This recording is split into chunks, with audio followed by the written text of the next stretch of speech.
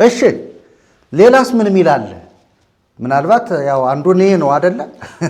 አንዱ ራሱ የማርያምን አምልኮ ይገልጣል። ለምሳሌ እኛ ኢየሱስን ና ስንለው እያመለክነውም ጭምር ነው አይደለ? እያመለክነውም ጭምር ነው ና ምንለው። ስለዚህ ማርያምን ነይ ሲሏት አያመልኳትም ወይ የሚለውን እስኪ ይቀጥሩበት በዚህ ጉዳይ ላይ። ማርያምማ አይው እንግዲህ እየተመለከች እንደሆነ እየተሰገደላት እንደሆነ ዝማሬ እየቀረበላት መስዋዕት እየቀረበላት ቁርባን እየቀረበላት እንደሆነ እኮ መጽሐፉ በሙሉ ይናገራል። ለዚህ ማስረጃ ነይ ሀቤ ድንግል ምስለ ሄኖክ ወኖህ ወሴም እለ ረከቡ ሞገሰ በቅድሜሁ ለልዑል ይላል። በልዑል እግዚአብሔር ፊት ሞገስን ባገኙ በአቤል በሄኖክ በሴም ፊት ምን ከነሱ ጋራ ነይ ነይ ነይ ነይ ነይ እያለ ይቀጥላል። ነይ ነይ የሚለው ከዚህ ከአዳም ጀምሮ እስከ ነቢያት መጨረሻ ድረስ ያሉትን ቅዱሳን ወይም አባቶችን በመጥራት ማለት ነው። ነይ ነይ ነይ ከነሱ ጋራ እና አብርሃምን ያነሳል፣ ይስሐቅን ያነሳል፣ ያዕቆብን ያነሳል። ወይ መርጌታ መላክ እነዚህ ሰዎች ምን ጋርድ ናቸው? ምንድነው ከሷ በሰማይ ጋርድ የለም እንጂ እንደ ጋርድ ነው፣ ግን የለም በሰማይ ጋርድ የለም። ከነ የገሌ ጋራ ነይ ከተባለች እኮ ወይ ጋርድ ናቸው ወይ ደግሞ ሌላ አምላኪዎች ናቸው ማለት ነው። የእሱ አምላኪዎች ናቸው። ይህ በአጠቃላይ ምናልባት አሁን ጌታ ሲመጣ በቅዱሳን ታጅቦ ይመጣል አለ የሚለው በቅዱሳን ታጅቦ ይመጣል ነው የሚለው። አሁን ቤተክርስቲያን ምን እያደረገች ነው ያለችው? ልክ እንደ ጌታ ሲመጣ በቅዱሳን ታጅቦ በሞቱና በተነሱ ጻድቃን በመላእክት ታጅቦ እሷንም ሴት ክርስቶስ አድርገዋት በዚህ አይነት መንገድ ነይ እያሉ ነው እየተናገሩ። ክርስቶስ በሚመጣበት አመጣጥ ማርያምንም ነይ እንደምትደዘን ከክርስቶስ ጋር እኩል አምልኳን የተሰጣት ስግደት እኩል ነው እኮ ከአብ ከወልድ ከመንፈስ ቅዱስ ጋር እኩል ስግደት ይሰጣታል፣ ዝማሬም ይሰጣታል፣ አምልኮት ይቀርብላታል፣ ምህላ ይቀርብላታል። ከዚያ ምን ይላል? ነይ ሀቤ ድንግል ምስለ አብርሃም ይስሐቅ ወያዕቆብ አበዊኪ እለ ወለዱ ኪያኪ ትምክህተ ኩሉ ዓለም ይላል። የዓለም ሁሉ መመኪያ የሰው ልጅ ሁሉ መመኪያ ድንግል ማርያም ናት እና ከአብርሃም ከይስሐቅ ከያዕቆብ ጋራም ደግሞ ምን ነይ ከአባቶች ጋር ይላል። ተመልከት። አሁን ይሄ ምን ማለት ነው ብለን ስንመለከት በትክክል መጽሐፍ ቅዱስ የሚለውን ሐሳብና የንኢን ጉዳይ ስንመለከተው ድንግል ማርያም በኦርቶዶክስ ቤተክርስቲያን ውስጥ የኦርቶዶክስ ቤተክርስቲያን ካህናት፣ ዲያቆናት፣ ሊቃውንቱ ሌሊቱን ሙሉ እሷን ሲያመልኩ ነው የሚያድሩት። ለሷ ሲሰግዱ፣ ለሷ ሲዘምሩ፣ ለሷ ሲያጥኑ፣ ለሷ ሲያዜሙ፣ ሲጮሁ በሙሉ ይኸው መጽሐፈ ሰዓታትን እንግዲህ ሰዎች ማየት ይችላሉ። ከዛ ምን ይላል መሰላችሁ? ነይ ሀቤ ድንግል ምስለ ኢያሱ ነቢይ ከነቢይ ከኢያሱ ጋራ ወመስፍን ዛቀመ ፀሐየ በገባዖን ፀሐይን ያቆመ ኢያሱ አለ። ከኢያሱም ጋራ ነይ ወኩሎሙ ርስተ ለዕብራውያን ይላል። ወከፈልዎሙ ርስተ ለዕብራውያን ለእስራኤላውያን ርስትን ያከፋፈለ ኢያሱ አለ። ከኢያሱም ጋራ ነይ። ከዚያ ደግሞ ነይ ሀቤ ድንግል ምስለ ሳሙኤል ይላል። ከሳሙኤል ጋራም ደግሞ ነይ። ከዛ ደግሞ ነይ ሀቤ ድንግል ምስለ ዳዊት አቡኪ ከዳዊት ጋራም ነይ። ከዚያስ ነይ ሀቤ ድንግል ምስለ ኢሳይያስ ከኢሳይያስ ከኤርምያስ ጋራ ነይ ይላል። ከዛ ነይ ሀቤ ድንግል ምስለ ኤልያስ ወኤልሳ ከኤልያስ ጋራ ነይ። ይሄ ማለት የኦርቶዶክስ ካህናት በጾመ ፍልሰታ 16ቱን ቀን ሙሉ ሌሊት ሙሉ እዚያው በደጀ ሰላም ተኝተው እየዋሉ ማታ ማታ ምን የሚያደርጉት የሚጾሙት የሚያዜሙት ዜማ ነው። ስለማን ነው ዜማው? ድንግል ማርያምን ስለመጥራት። ድንግል ማርያም ነይ አትመጣም። በሰማይ እኮ የለችም እሷ። በሰማይ አሁን ነይ ተብላ ነው የምትጠራው። ምን በአካል በሞቱ በነቢያት በአባቶቻችን ታጅባ ነይ ተብላ ትጠራለች ማለት ነው። ይሄ አምልኮት ነው ውያል ነው። ድንግል ማርያም በኦርቶዶክስ ቤተክርስቲያን ትመለካለች ለሚለው ይሄው ደጋግመን እያነሳን ነው። አምልኮተ ማርያም በቤተ መቅደስ በኦርቶዶክስ በካህናቱ በዲያቆናቱ በጳጳሳቱ አንገት ሳይቀር ታስራ ያለች የምትመለክ ማርያም ነች። አሁን የጳጳሳቱን አንገት አካባቢ ስትመለከት ማነት ያለች ተንጀርግጋ በስዕል ተንቆጥቁጣ ያለችው ማነት? ማርያም። ከጳጳሱ አንገት እንደዚህ ዝቅ ብሎ ያለችው ማነት? ማርያም ነች። ቦርጭ ላይ ተቀምጣለች። አስኬማውም ጋለች፣ አስኬማው ጋለች፣ በትሩ ጋለች፣ ቆቡ ራሱ አስኬማው ጋለች። እንደገና ከዚህ በአንገት ጳጳሳት የሚያደርጉት እዚያ ጋርም ደግሞ የድንግል ማርያም ስዕል ራሱ ምን ብሏል? ቁጭ ብሏል። አሁን ይሄ አምልኮት ነው። አዎ አምልኮት ነው። ሌላው የምንመለከተው ነገር ከዚህ ጋር በጣም የሚገርመው ነገር ንያቤ ወድንግል ምስለ ኩሎሙ ነቢያተ ይሁዳ ወሰማርያ ነው የሚለው ወባቢሎን በእንተ ወልድኪ እለ ከልሁ ከመቀርን ይላል። እንደ ከበሮ የጮሁ ነቢያቶች አሉ። እነዚህ በዚህ በባቢሎን ምርኮ ዘመን ከነበሩት ነቢያት ጋራ ከነሱ ጋራ ምን በይ ነይ። የሰማርያ ነቢያት የይሁዳ ነቢያቶች አሉ። ከነሱም ጋራ ነይ ተብላ ማርያም ትጠራለች። ይሄ የኦርቶዶክስ ቤተክርስቲያን የድንግል ማርያም አምልኮት በትክክል የሚያሳይ ነው። ወየድሰኪ ወድንግል በከመ ገብርኤል መልአክ እንዘ እብል ቡሩክት አንቲ ወቡሩክ ፍሬ ከርስኪ እያለ ይቀጥላል። ከዛ የሚሄደው ነገር እንቀጥል። ወየድሰኪ ትልቁ ችግር ወየድሰኪ ነው እንጂ ቡሩክት አንቲ ማለት ትክክል ነው። ወየድሰኪ ግን አመሰግንሻለሁ ነው። ወይም ደግሞ ምን ገብርኤል አመስግኗታል አመስግኗታል ይላሉ እነሱ። ሰላምታ ነው እኮ እነሱ እኮ የሚሉት ምንድነው? ገብርኤል ማርያምን ምንድነው የሚለው? እየሰገደ ነው የሚለው። እየሰገደ አበሰራት ነው የሚሉት። እየሰገደ ነው ወይ አበሰራት ገብርኤል ራሱ አይልም።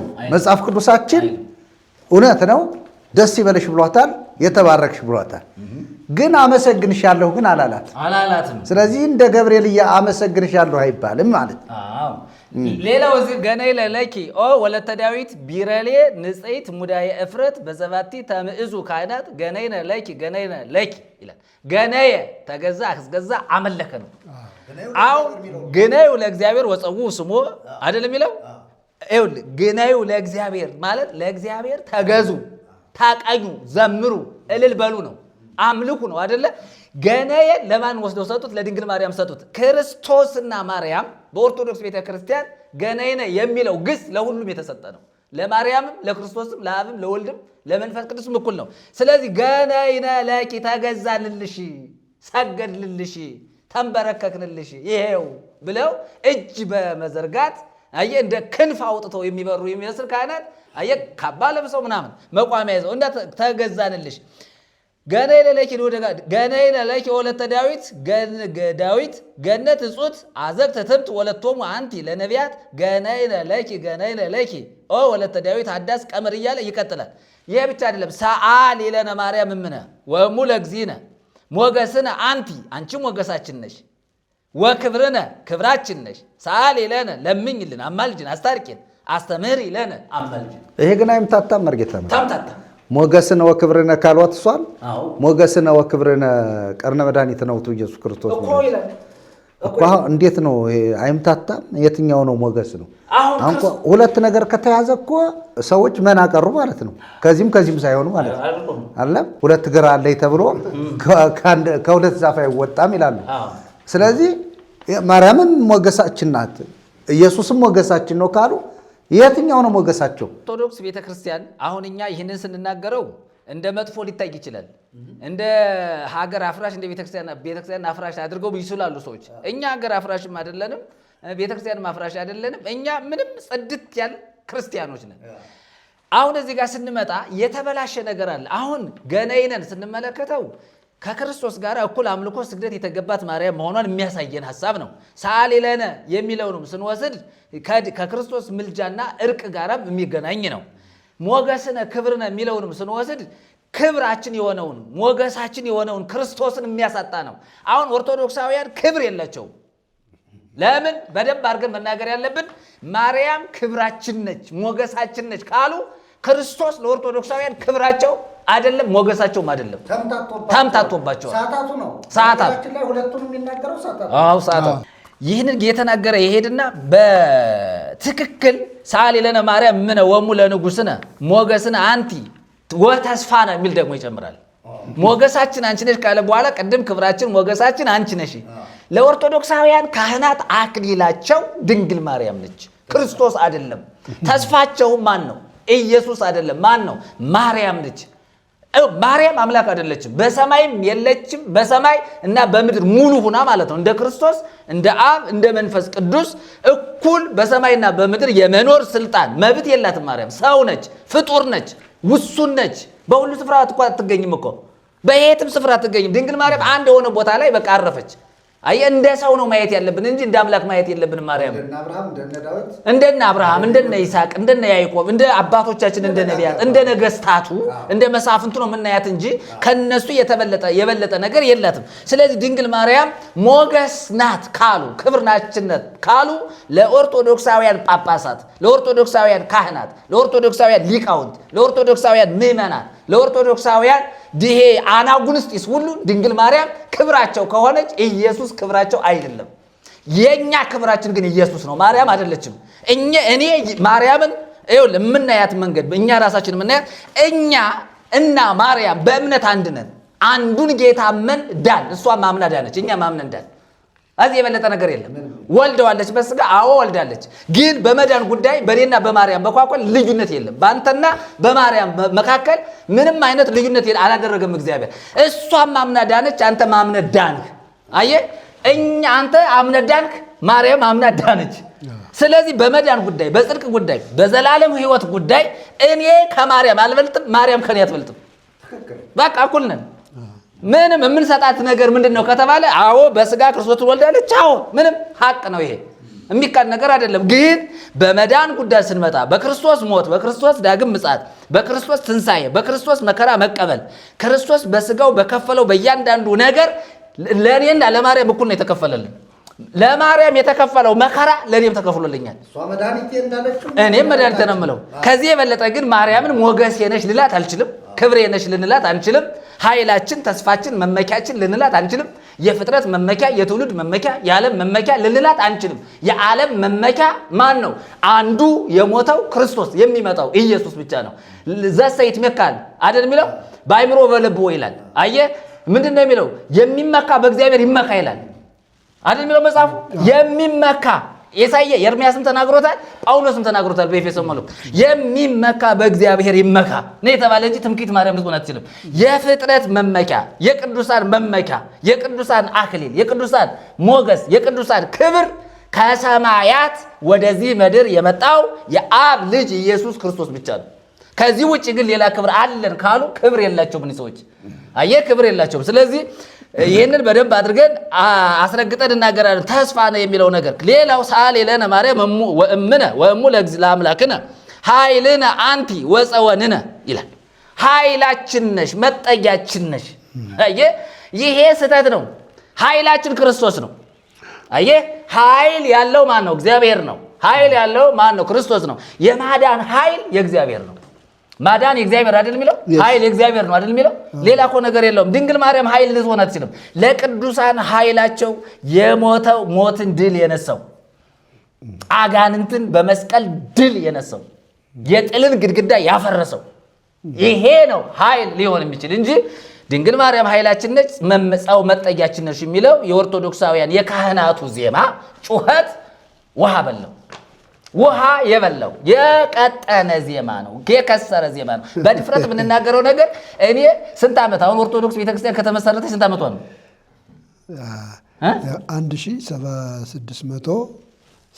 1670 ምናምን ዓመት አይደለ? የካህናት ጩኸት የሁሉ ዓመት ዜሮ እንኳን ውሃ። በነገራችን ላይ ከ14ኛው ክፍለ ዘመን በኋላ ስለሆነ የጩኸት የተጀመረው 600 ምናምን ዓመት ተጩኋል። ግን ማርያም አልመጣችም። ከንቱ ጩኸት ማለት ነው። እሪ በከንቱ ነው። ለምን አልመጣችም በአንድ ቀን ማርያም? ሌላው ምንድን ነው የሚለው? ሰአሉ ለነ ነቢያት ስኩራነ መንፈስ ምሉዓነ ሞገስ አቅርንተ ስሉስ ቅዱስ እያለ ይቀጥላል። ይህም ሰአሉ ለነ ነቢያት ሆይ ለምኑልን አማልዱን ነው። የሞቱ ሰዎችን መጥራት በጣም በቤተክርስቲያን የተለመደ ነው። በኦርቶዶክስ ቤተክርስቲያን አንዱ ትልቁ በሽታ ምዕመናን ሊፈቱበት ያልቻሉበት ሊፈወሱበት ያልቻሉበት ምክንያት የሞቱ ሰዎችን አማላጅ፣ አስታራቂ፣ ድልድይ፣ መሰላል አድርጎ መጥራት በሞቱ ሰዎች መታመን ነው ኦርቶዶክስ ቤተክርስቲያን ገደል የከተታት። ስለዚህ በሞተ ሰው መታመንና የሞተን ሰው እርዳኝ፣ ጸሎቴን ተቀበል፣ ልመናዬን ተቀበል፣ ጩኸቴን ስማ፣ አድምጥ፣ ክንድህን ዘርጋ፣ ክንፍህን ዘርጋ የሚል ልመና ይሄ ኦርቶዶክሳውያንን ገደል የከተተ ትምህርት እንደሆነ ግልጽ ባድርገን መናገር አለብን። ስለዚህ በነቢያት በሞቱ ነቢያት ስም የሚጸለየው ጸሎት ስህተት ነው። ሳሉ ለነ ሐዋርያት የሚለውም ስህተት ነው። ሐዋርያት ወይ ለምኑልን አማልዱን፣ ይሄም ስህተት ነው። ሳሉ ለነ ሰማዕታት የሚለውም ይሄም ስህተት ነው። ሳሉ ለነ ጻድቃን የሚለው የሞቱ ጻድቃንን፣ የሞቱ ሰማዕታትን፣ የሞቱ ሐዋርያትን፣ የሞቱ ነቢያትን መጥራት በእግዚአብሔር ዘንድ ተሰሚነት የለውም። ይሄ የካህናቱ ዜማ ጩኸት ኪሳራ ውስጥ የገባ ምንም አይነት ለውጥ ያላመጣ ውጤት ያላመጣ አይፈውስም። በነገራችን ላይ ሰዓታት ጮሆ የተፈወሰ ቄስ አለ? የዳነ ቄስ እኮ የለም። ሰዓታት ጮሆ የዳነ የተፈወሰ ቄስ የለም እኮ። ይሄ እኮ አይፈውስም። በነገራችን የእግዚአብሔር ቃል እኮ እንዲሁ ሲነበብ ይፈውሳል አይደል?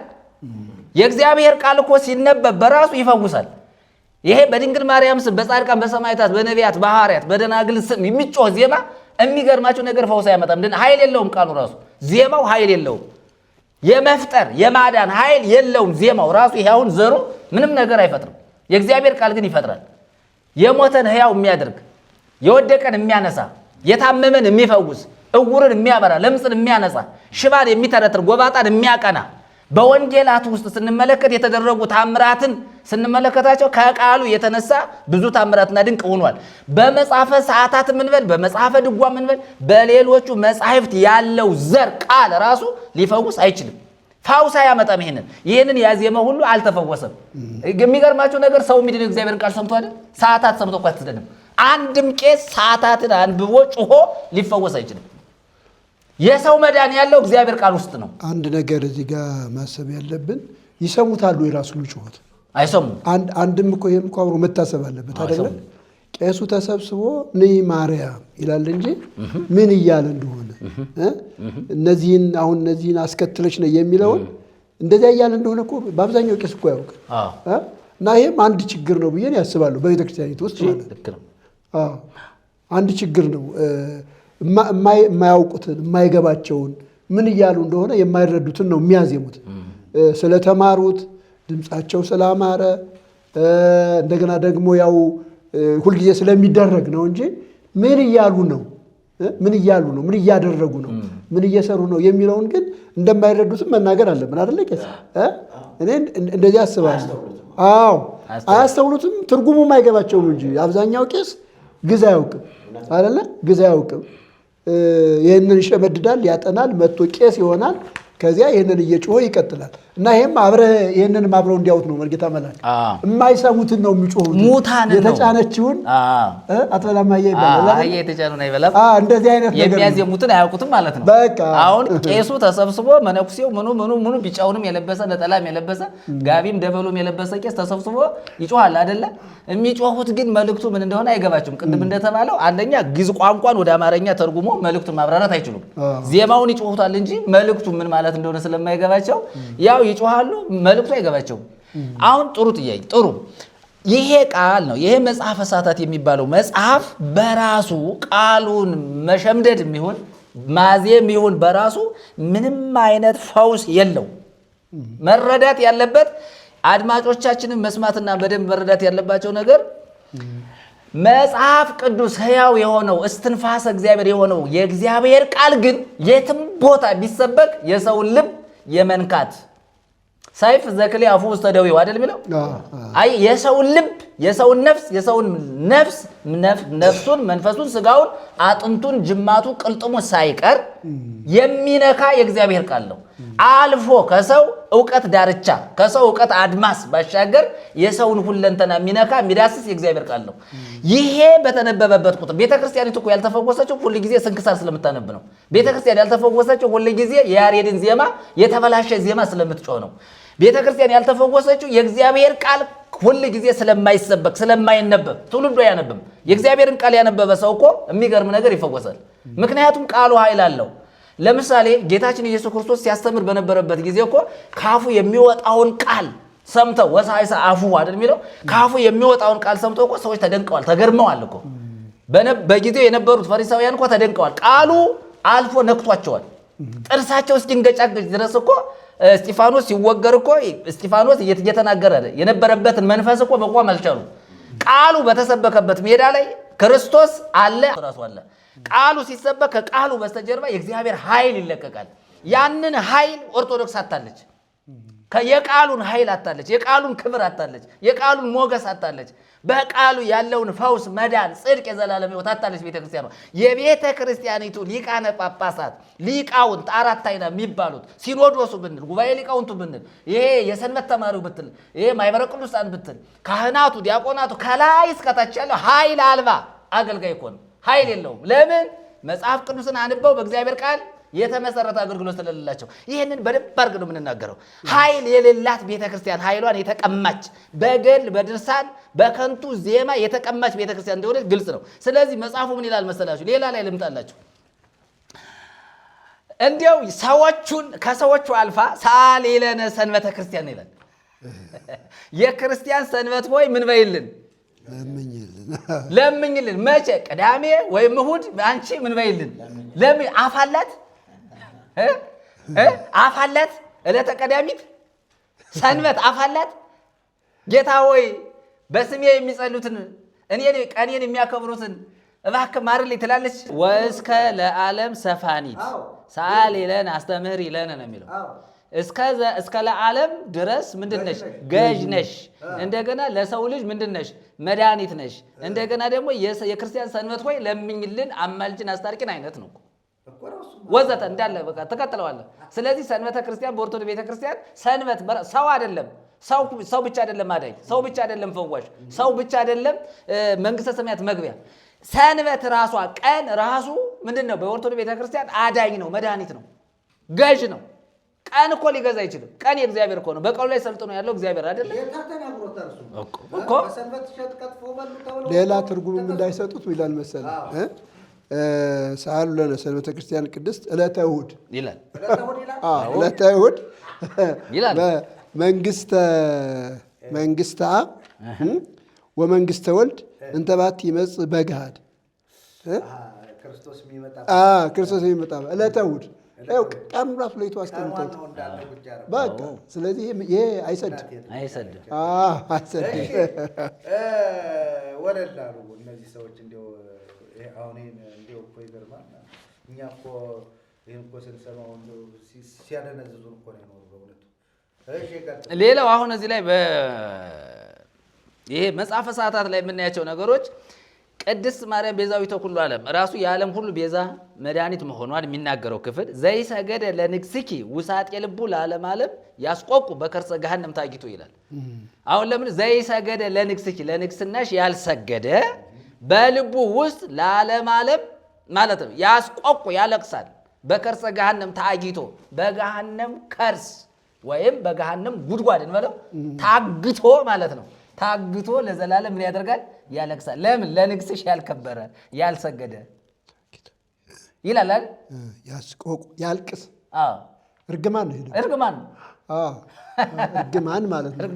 ለማርያም ሲል ለምሳሌ አንድ ሰው በልቡ የሆነ ጥያቄ ተፈጥሮበት ወይም ደግሞ አይምሮ አልቀበለው ብሎ አንዳንድ ጊዜ አይምሮአችን የማይቀበለው ነገር በግልጽ እኮ ነው።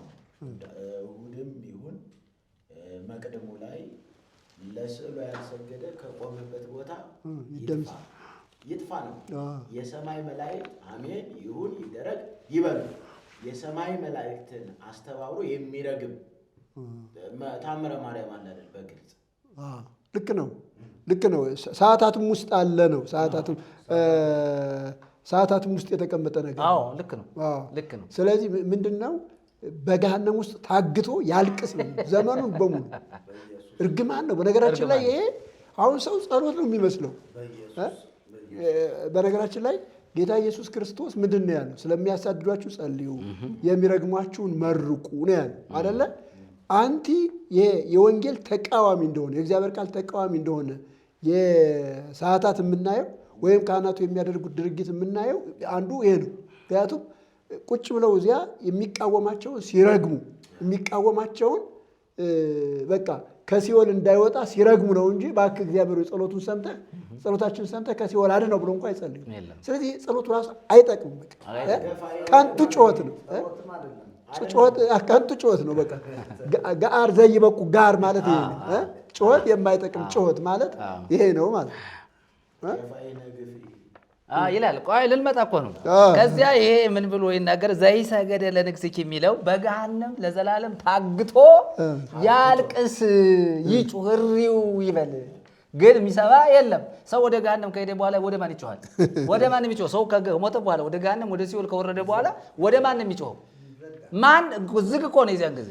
እና ይሄ በሰዓታት ያለ ነው። ሌላው በጣም ጸልዩ በእንተ ለኖሙ ጳጳሳት የሚል አለ። ስለ አንቀላፉ ስለ ሞቱ ጳጳሳት ጸልዩ። ስለ ሞተ ሰው ልኮ አይጸለይም። ስለ ሞተ ሰው አይጸለይም። በነገራችን ላይ ጸሎት በሕይወተ ሥጋ ላለ ሰው ነው፣ በቁመተ ሥጋ ላለ ሰው ነው። ለጳጳሳት፣ ለኢትዮጵያ ጳጳሳት አስቀድሞ ስለሞቱ ስላንቀላፉት፣ በመቃብር ውስጥ ስላሉት ስለ እነሱ ምን በሉ ነው የሚለው? ጸልዩ። ጸሎቱ ራሱ ለሕያዋን አይደለም እኮ ኦርቶዶክስ ጸሎት። የሚገርመው ነገር ለሞቱ ሰዎች ነው።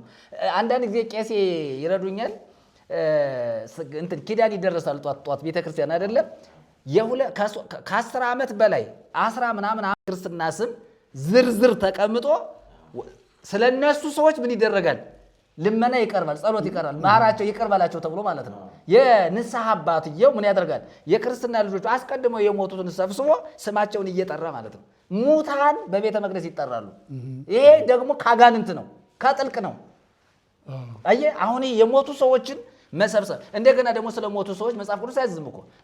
የትኛው መጽሐፍ ቅዱስ ውስጥ ብንገባ ስለሞቱ ሰዎች ጸልዩ አይልም ይላል አይልም። ኦርቶዶክስ ጌታ የምታወሩ ካህናቱ የታምተው እና ስለሞቱ ጳጳሳት እኔ መጸለይ ካለበት በሕይወተ ሥጋ ላሉት ጳጳሳት ነው መጸለይ ያለበት። እንዲድኑ የእግዚአብሔርን ቃል እንዲሰሙ ክርስቶስ ኢየሱስን አምነው እንዲድኑ መንግሥተ ሰማያት እንዲገቡ ንስሐ እንዲገቡ የእግዚአብሔር ምሕረት እንዲቀበሉ በልጁ በክርስቶስ ኢየሱስ የሰራውን ስራ ጳጳሳት አምነው ጌታን እንዲቀበሉ መጸለይ ያለበት በሕይወተ ሥጋ ስላሉት ጳጳሳት ነው። መስተብቁ ይኖራል። መስተብቁ ላይ አለ። መስተብቁ ለምሳሌ ጸልዩ ብሎ ይቀጥላል። ጸልዩ ብሎ መስተብቁ ይቀጥላል። ጸልዩ በእንተ ለኖሙ እግዚአብሔር ዘኩሎ ይዝን ስለኮነ አስተባቋ ከአምላክ አበዊነ ወአምላክ ቅዱሳን ረፍት ለጽውራን አይረግ እግዚኦ ነፍሳተ ጳጳሳቲነ እገሌ ወገሌ ሁሉም ጳጳሳት ላይረፉ በርታ ሃይማኖት ይደግማል። አይረፍ እግዚኦ አይረፍ እግዚኦ ነፍሳተ ጳጳሳቲነ ወኩሎም ጳጳሳት ላይረፉ በርትዕት ሃይማኖት አይረፍ እግዚኦ ነፍሳተ አይግብርቲከ ወአይማቲከ ሁሉም ክርስቶሳውያን ውስተ ብሔር ስዑር ወውስተ መካን ሐዋስ ሀባጣን እንትኑ አለ። ቆይ እዚህ ጋር እንትን ይባልና ሐሳቡ አለ፣ ጸሎቱ ይቀጥላል። ጸልዩም የተባለ ሐሳቡ ይቀጥላል። ግን እንትን ነው አሁን ማየት ያለብን ይሄ የተጻፈ ጽሑፉን ነው ያነበረው እኮ አሳርፋቸው አይርፍ ሲሉ የሞቱ ጳጳሳት የሞቱትን ነው እግዚአብሔር የሞቱትን ነው የሚያሳርፍ፣ ሳይሞቱ ያሉትን አስቀድመው የተፈረደባቸውን ነገር እኮ እግዚአብሔር ምንም አብቅቷል እኮ። እዚህ ጋር ግን እንደው ማየት ያለብን ነገር ምንድን ነው? ጳጳሳት እንኳን ሳይድን ነው የሚሞቱት፣ ነፍሳቸው ሳታር። ህዝቡ ቆም ብሎ ማሰብ አለበት። እዚህ ጋር አሁን ለህዝቡ አይደለም የቤተክርስቲያን መሪዎቹ ነው ረጅም ዘመን አገልግለው የሞቱ ጳጳሳት እንኳን ነፍሳቸው ሳታርፍ የት እንደምትገባ ሳያውቁ ነው የሚሞቱት። እንደዚህ ከሆነ ቤተክርስቲያኒቱ አደጋ ላይ ነው ያለችው። ድነት የለም እኮ እንደዛ ማለት እኮ ነው። አደጋ ላይ ነው ያለችው። አይደለም ራሷ አይደለም ህዝቧን ይቅርና መሪዎቿ እንኳን የት እንደሚገቡ አያውቁም። ስለዚህ የት እንደሚገቡ የማያውቁ መሪዎችን ከመከተል ህዝባችን ምን መሆን አለበት? መመለስ አለበት ነው። መመለስ አለበት፣ መምጣት አለበት። ይሄ መንገድ ይሄ ኦርቶዶክሳዊ መንገድ እየተባለ የሚነገረው በተለይ በኢትዮጵያ ቤተክርስቲያን ያለው ልምምድ ትክክል አይደለም። ይኸው ማስረጃ ጳጳሳት እንኳን የት እንደሚገቡ አይታወቅም፣ ሞተዋል። ዛሬ ራሱ እባክህ አሳርፋቸው እየተባለ ነው የሚጸለየው። ስለዚህ አሳርፋቸው እየተባለ የሚጸለይ ከሆነ አላረፉ፣ ሳያርፉ ነው የሞቱት። አሁንም አላረፉ። የጳጳሳትን ነፍስ ነው የሚል በቃ እንደዛ ነው። ስለዚህ በደንብ ህዝቡ ትኩረት ሊሰጥ ይገባል። ለምን መሰላቸው? ይኸውልህ ህዝቡ ማወቅ ያለበት ጳጳስ አልዳንም፣ በቃ አልዳንም፣ ጳጳሱ አልዳንም፣ ኤጲስቆጶሱ አልዳንም። አስቀድመው የሞቱ ሰዎች ምን ይላል መሰለህ? የጳጳሳት ምክንያለም የክርስቲያኖች ራሱ አስቀድመው የሞቱ ክርስቲያኖች ራሱ አልዳኑም። አስቀድመው ነፍሳቸው ሳይማር የሞቱት በኦርቶዶክስ የመዳን መንገድ የለም። በቃ የለም። ጌታ ኢየሱስ ክርስቶስ በሕይወት ላለ ሰው እናንተ ደካሞች ሸክማችሁ የከበደ ወደ እኔ ኑ፣ እኔ ምን እላችኋለሁ? አሳርፋችኋለሁ። እኔ ሸክሜ ቀላል ቀንበሬም ልዝብ ነው። ከእኔ ተማሩ እኔ የዋህ በልቤም ትሑት ነኝ ብሎ ለነፍሳችሁ እረፍት ታገኛላችሁ ነው የሚለው። ሰው ወደ ኢየሱስ ሲመጣ በዚህ ምድር እያለ በሕይወት ነፍሱ ታልፋለች። ከሞተ በኋላ አይጨነቅ። ከሞተ በኋላ ክርስቲያን ሲሞት ልሄድ ከጌታ ጋር ልኖር እናፍቃለሁ ነው የሚለው። ልክ እንደ ሐዋርያው እንደ ቅዱስ ጳውሎስ ማለት ነው። ከሁሉ የተሻለ ነውና ነው የሚለው እንጂ አይ ከሞተ በኋላ አሳርፈው ከሞትኩ በኋላ የት እገባለሁ እንደዚያ ብለዋል እኮ ሰውየውም ታስታውሳላችሁ አይደለ? ሊቀ ሊቃውንቱ ልሞት እፈልጋለሁ ግን የት እንደምገባ አላውቅም አሉ። እፈራለሁ አሉ እና መሞት ደግሞ ይጨንቀኛል አሉ። ከየትኛው እንደሆንኩ አላውቅም። በቃ ይሄ እኮ ትምህርቱ ነው በነገራችን ላይ። ስለዚህ ትምህርቱ የኦርቶዶክሱ ትምህርት አያድንም። በቃ በኦርቶዶክስ ሃይማኖት አይዳንም። በኢትዮጵያ ኦርቶዶክስ ማለት ነው። የዓለም አቀፉን ኦርቶዶክስ እንቶ ሌላ ድነት የለም ምንም። በቃ የትኛውንም ስርዓት ብትፈጽም፣ የትኛውንም ሃይማኖታዊ ስርዓት ብትፈጽም፣ የትኛውንም ስራ ስትሰራ ብትኖር በኦርቶዶክስ እምነት አይዳንም። ማስረጃ መሪዎቹ እንኳን አልዳኑም። ዛሬ እየተጸለየላቸው ናቸው። ዛሬ ለምሳሌ እኛ እስልምናን የምንቃወምበት አንድ ነገር አለ። በጣም ይቅርታ፣ እስልምናን የምንቃወምበት አንድ ነገር አለ። ለነቢዩ መሐመድ ዛሬ ይጸልያሉ። ሰላም በሳቸው ላይ ይውረድ እያሉ ማለት ነው።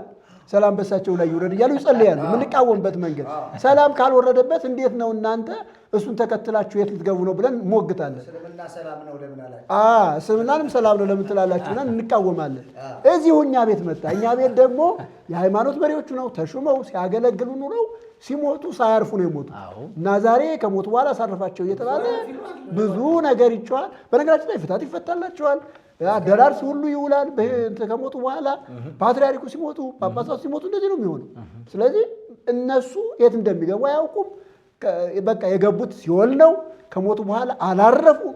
አሁንም ቤተክርስቲያን ስለነሱ አሳርፍ እያለ እየጮኸች ስለሆነ ይሄ ኦርቶዶክሳዊ መንገድ ነው ብላችሁ የምትደግሙበት መንገድ ትክክል አይደለም፣ አያሳርፋችሁም። ከዚህ ውጡና ጌታ ኢየሱስ ክርስቶስ እንደተናገረው ወደ እኔ ኑና እረፉ ብሏል። ወደ ኢየሱስ መጣችሁ እረፉ ለማለት ነው።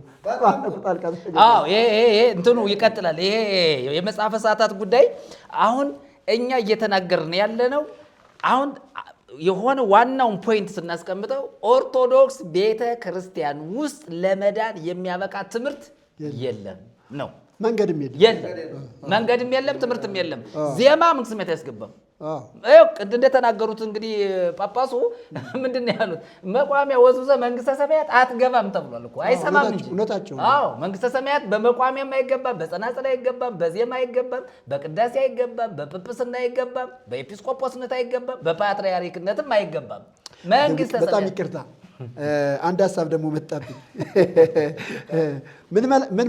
ምን ይላሉ መሰላችሁ? ለመዳን ኦርቶዶክስ መሆን ያስፈልጋል የሚል ትምህርት አለ። ይህን ታውቃላችሁ አይደለ? ድነት በቤተ ክርስቲያን ውስጥ ነው። ኦርቶዶክስ ያልሆነው በሙሉ አይድንም ብለው ነው ኦርቶዶክሳውያን የሚያምኑት። እኛ ግን ዛሬ እንሞግታለን። እንኳን ኦርቶዶክስ መሆን፣ ኦርቶዶክስ ሆኖ ጳጳስ መሆን፣ የሃይማኖት መሪ መሆን አላዳንም፣ አያድንም። ታዲያ እንዴት ነው እንደዚህ የምትሉት? መረጃችሁ ምንድን ነው? እውነቴን እኮ ይሄ መልስ ያስፈልገዋል። እንዲመልሱልንም ነው። ይሄ ጥያቄም ጭምር ነው።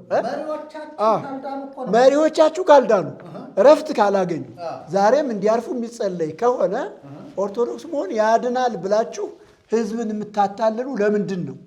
መልስ ያስፈልገዋል። በእውነት ይህንን ማንኛውም ኦርቶዶክሳዊ ሊመልስ ይገባል። ከቤተ ክርስቲያን ውጭ መዳን የለም የሚለው ትምህርታችሁ ስህተት ነው። ኦርቶዶክስ ያልሆነ አይድንም የሚለው ትምህርታችሁ ስህተት ነው።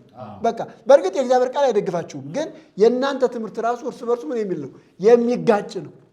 እና ይህንን ልትመልሱልን ይገባል። በጣም ጥሩ። ሌላው እዚሁ ላይ መጽሐፈ ሰዓታት ላይ ስንሄድ የሚያነሳው ነገር ሀበተ ርኅወ ገነት ወሀበተ ነስፈ ዕረፍት ይክፍለን ነሐሉ ውስተ ባቶሙ ለቅዱሳን ይላል።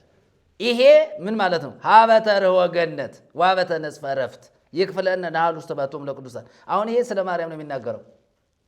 አየህ፣ ይህንን በደንብ አድርገን ስናብራራው ሀበተ ርኅወ ገነት የተከፈተ በር ወይም ገነት ዘንድ በዚያ ዘንድ እንገባ ዘንድ ምን ማለት ነው? በዚያ እድልን ርስትን የምትሰጠን ማነች ነው? ማርያም ነች። ይሄ በደንብ መታሰብ ሲጀመር ማርያም ምንም አይነት ርስት ልትሆን አትችልም። ሌላው ምን ይላል መሰላችሁ? እናንሳ ከመዳን ጋር የተያያዘም ስለሆነ በመጽሐፈ ሰዓታት ላይ መዳን በፍጡር ነው፣ በክርስቶስ አይደለም። ሰአሊ ለነ ማርያም ማህቶተ ዓለም ስብሐት በአርያም። ይኸውልህ የዓለም ብርሃን ሀተወ በራ አለ የሚለው ይላል። ማህቶት ማለት መብራት ማለት ነው። እግዚአብሔር ስለ ዳዊት ሲናገር መብራት ይለዋል ይለዋል። ስለዚህ ማርያም ያለ ምንድን ነች? ብርሃን ነች። ከዚያስ ምን ይላል? ስብሐት በአርያም ተመልከት፣ በአርያም በላይ በሰማይ ምስጋና ክብር ላንቺ ይገባሻል። እላይ ሥላሴ ዙፋን የምትመለከዋ ማነች? በኦርቶዶክስ ማርያም። ይኸው ስብሐት ለእግዚአብሔር በአርያም ወሰላም በምድር ስምረቱ ለሰብእ አይደል የሚለው። እዚህ ጋር ግን ሲናገር የሚገርመው ነገር ስብሐት በአርያም ተብሎ የተነገረላት ማርያም፣ አራተኛ ሥላሴ ማለት ማርያም ነች። ከመዳን ጋር የዓለም ብርሃን ማን ነው? ክርስቶስ ነው። እኔ የሚያሳዝነኝ ነገር የቤተ ክርስቲያኒቱ የበላይ አካላት ገሃነም መግባታቸው፣ ህዝቡንም ይዘውት መግባታቸው ነው እኮ ትልቁ ነገር፣ በሽታው ማለት ነው። ይኸው ጳጳስ ሆኖ አንተ ይኸውልህ መንኩሰህ ገዳም ገብተህ ቢጫ ለብሰህ አንተ ታራሚ ሆነህ መከራን ፍዳን አይተህ ጤዛ ልሰህ ድንጋይ ተንተርሰህ ኑረህ መንግሥተ ሰማያት ካልገባ ምን ይጠቅምሃል? ይህን ያህል ዋጋ ከፍለህ ከማህበረሰብ ተለይተህ ከቤት ተለይተህ ትዳርህን ፈቶ ሰው ትዳር ፈቶ ሁሉ ትዳር ፈቶ አሁን ለምሳሌ ይሄ ጾመ ማርያም አይታችሁ ከሆነ በሀገራችን ሰው ያት ነው ያለ?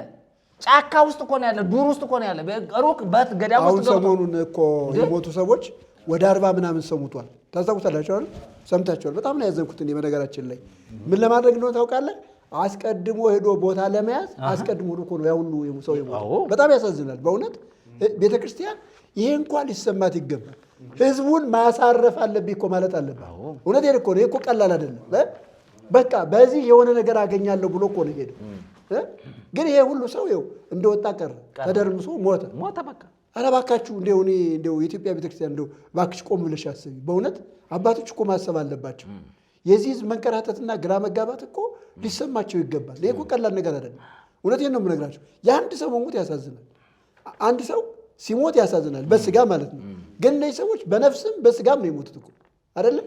በነፍሳቸው ክርስቶስን አያውቁ፣ በስጋቸው ደግሞ የሆነ እጅ እዚያ የሆነ ነገር አገኛለሁ ብለው ሲለው ሞቱ። እና ይህንን ሁሉ እያየች ምንም አይመስላትም ቤተክርስቲያን። ይሄ እኮ በጣም እኮ ትልቅ እርግማን እኮ ነው። ሰዎች ገዳም ገብተው መንኩሰው ከማህበረሰብ ተገለው ከቤተሰብ ተገለው ከአንዳንዶች ትዳራቸውን ፈተው ሚስት ባሏን ፈታ። የሚያሳዝነው ነገር ልጆችን ምድረ በዳ ላይ ጥላ ገዳም ገብታ መንኩሳ መንግስተ ሰማያት ካልገባች ምን ይሰራል? ይሄ እኮ የአጋንንት ትምህርት እኮ ነው። ሰው በነገራችን ላይ ሰው ከመቃብር ጋር ከነካካ አደጋ ነው። በነገራችን ላይ መቃብር አደጋ ነው በነገራችን ላይ። አዎ፣ ምክንያቱም የዚህ ቤተክርስቲያን እምነት ተከታዮች አብዛኛው ከመቃብር ጋር የሆነ ህብረት አለ። ሂደው ሱባኤ የሚገቡት መቃብር ቤት ውስጥ ነው።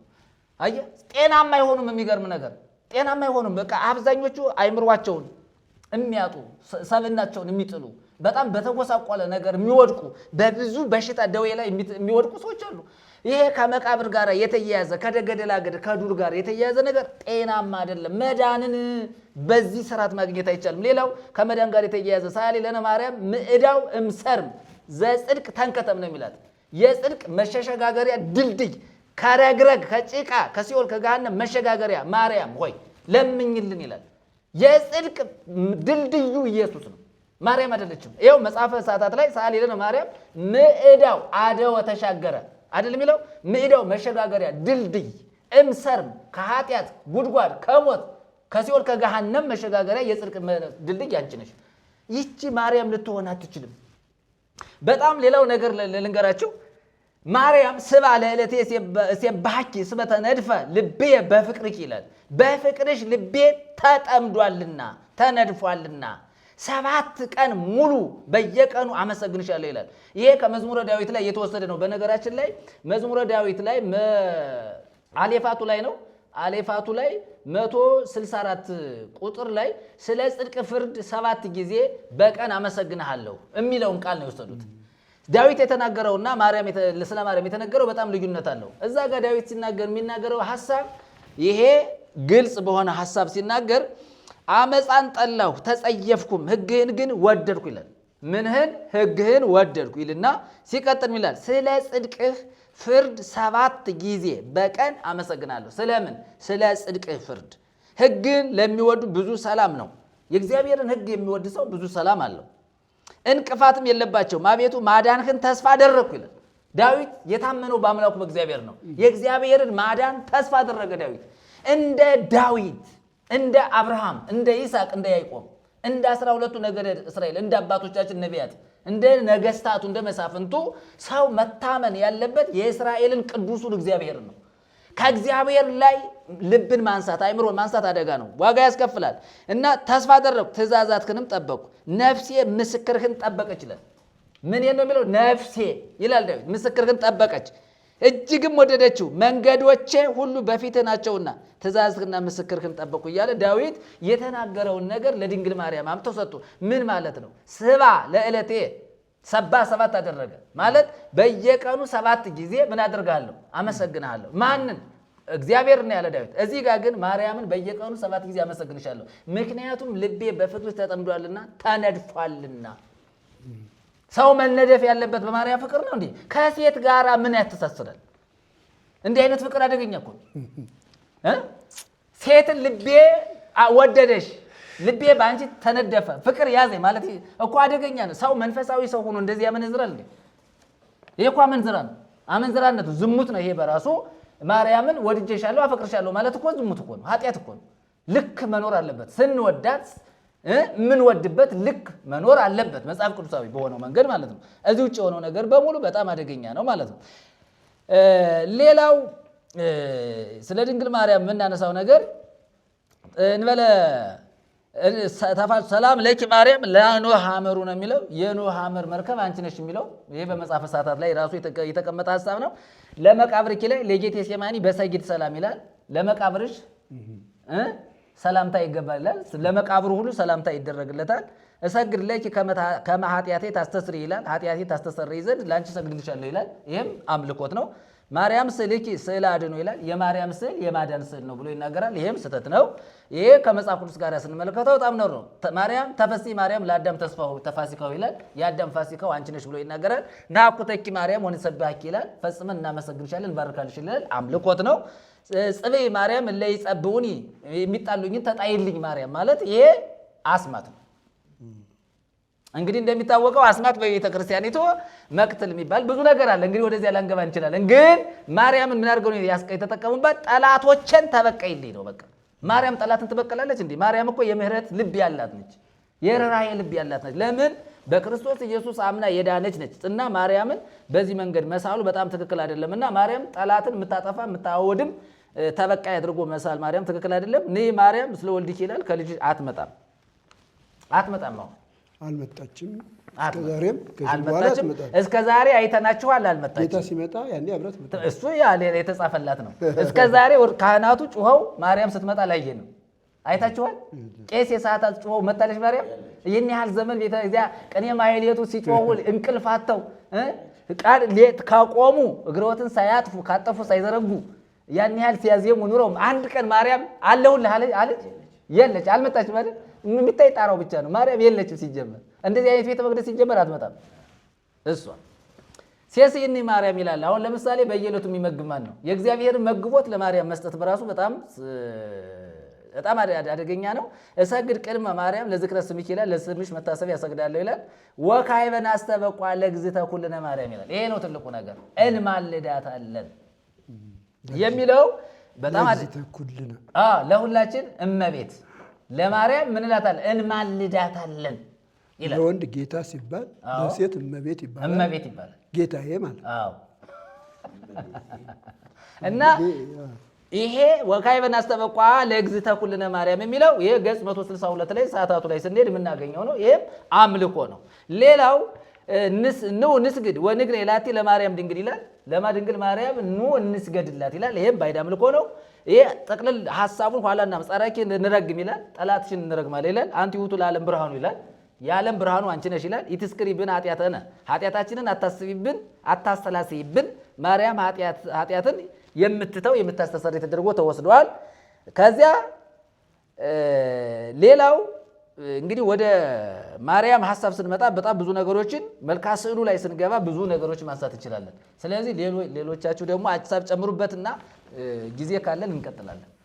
አንድ ነገር እዚህ ጋር ተናግሬ ልግባ። አምልኮ ማለት የኢትዮጵያ መጽሐፍ ቅዱስ ማህበር ሲተረጉመው አምልኮ ማለት ለእግዚአብሔር መገዛት፣ መዘመር፣ ለእግዚአብሔር ስጦታ መስጠት፣ በእግዚአብሔር ፊት መስገድ ወደ እግዚአብሔር መጸለይ፣ ስለ እግዚአብሔር መዘመር፣ ይሄ አምልኮ ነው በመጽሐፍ ቅዱስ መዝገበ ቃላት መሰረት ማለት ነው።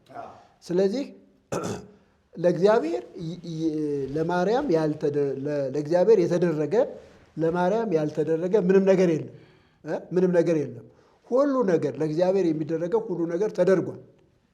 ሁሉ ነገር ዝማሬው አለ፣ ምስጋናው አለ፣ ስጦታው አለ፣ ጸሎቱ አለ። አሁን ቅድም መርጌታ መልአክ ሲያነብ እንደሰማ ነው ገነኔ ለኪ ገነኔ ለኪ ይሄ ጸሎቱ ይሄ ሁሉ ምንድን ነው? አምልኮ ነው። አምልኮ ነው። ለእሷ ለእግዚአብሔር የተደረገ ለእርሷ ያልተደረገ ምንም ነገር የለም። ስለዚህ በኢትዮጵያ ቤተክርስቲያን ውስጥ ድንግል ማርያም ትመለካለች። ይሄንን በደንብ አስረግጠን መናገር እንፈልጋለን። ይሄ ወር ደግሞ ይሄ ጾመ ፍስለታ ደግሞ ምንም ነገር ሳይሆን ማርያም በግልጽ የምትመለክበት ጊዜ ነው።